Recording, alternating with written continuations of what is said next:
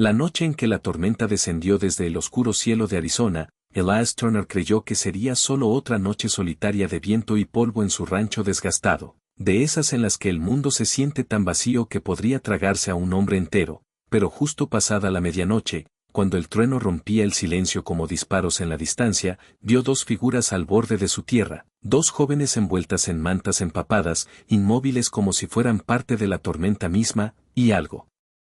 en la forma en que lo miraban, no con miedo sino con una tranquila determinación, hizo que bajara del porche y caminara hacia ellas en lugar de darles la espalda como la mayoría lo habría hecho, porque en ese territorio la bondad podía confundirse con debilidad y la debilidad podía costarte la vida, pero Elías había aprendido hace tiempo que una vida sin compasión era una muerte más lenta. Las hermanas se presentaron solo como Aidiana y Tala, con voces calmadas a pesar de la tormenta, y aunque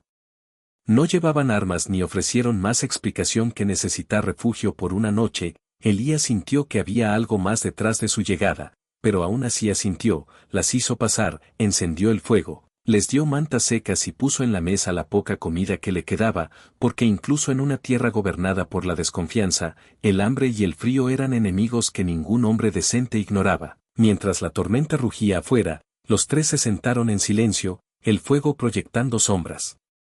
largas sobre las paredes de madera, hasta que Tala preguntó suavemente por qué vivía solo en un lugar tan duro, y él respondió con una honestidad que solo aparece en medio de la noche, contándoles de la esposa que había perdido, del hijo que nunca llegó a ver un segundo invierno, y de cómo se había quedado en esa tierra no porque fuera amable, sino porque irse se sentía como abandonar lo último que le quedaba de su antigua vida, y las hermanas escucharon sin interrumpir, sin lástima en sus ojos. Solo comprensión, como si también cargaran historias demasiado pesadas para decirlas en voz alta. Cuando Aidiana habló finalmente, dijo algo que quedó flotando en el aire mucho después de que el trueno se desvaneciera. Algunas pérdidas no se van, pero pueden cambiar lo que crece después, y Elías no entendió del todo, pero sintió que algo dentro de él se movía, como una puerta que había mantenido cerrada durante años comenzando a abrirse. Las horas pasaron y la tormenta dio paso a un viento inquieto, pero el sueño nunca llegó del todo, porque Elías presentía que la presencia de aquellas dos desconocidas no era casualidad, y justo antes del amanecer, Tala reveló la verdad que habían ocultado, eran perseguidas, no por forajidos ni soldados, sino por hombres que buscaban algo más peligroso que la tierra o el oro, hombres que creían que las hermanas llevaban un conocimiento heredado por generaciones, conocimiento sobre la sanación, la supervivencia y el equilibrio con la tierra, algo que esos hombres querían controlar en lugar de proteger. Elías sintió miedo, sabiendo que ayudarlas podía costarle todo, pero al mirarlas, al ver su fortaleza silenciosa, entendió que rechazarlas le costaría algo aún más grande, algo dentro de él que quizás nunca recuperaría, así que tomó una decisión sin comprender del todo sus consecuencias, una de esas decisiones que definen una vida, y les dijo que podían quedarse hasta que fuera seguro. Lo que siguió no fue la violencia que él esperaba, sino algo más profundo, porque en lugar de prepararse para luchar, las hermanas comenzaron a cambiar su mundo de formas pequeñas pero poderosas. Aidiana le enseñó a escuchar la tierra, a leer señales que él había ignorado durante años, mientras Tala trabajaba a su lado reparando cercas y cuidando a los animales con una paciencia que parecía calmar incluso a los más inquietos, y en esos momentos compartidos, Elías empezó a sentir algo que había perdido, conexión, no solo con las personas, sino con la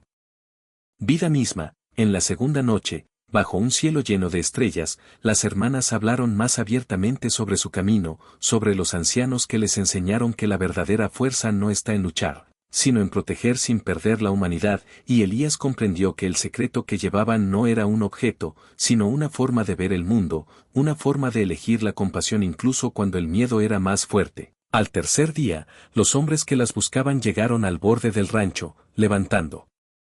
polvo con sus caballos, y Elías sintió el peso de su decisión, pero en lugar de tomar un arma, hizo algo inesperado, caminó hacia ellos desarmado, con voz firme, diciendo que no había nada en su tierra que les perteneciera, y por un momento pareció que todo terminaría en violencia, pero entonces algo cambió cuando Aidiana y Tala se colocaron a su lado, tranquilas e inquebrantables, y los hombres, al percibir que lo que buscaban no podía tomarse por la fuerza, dudaron, y en esa duda, la tormenta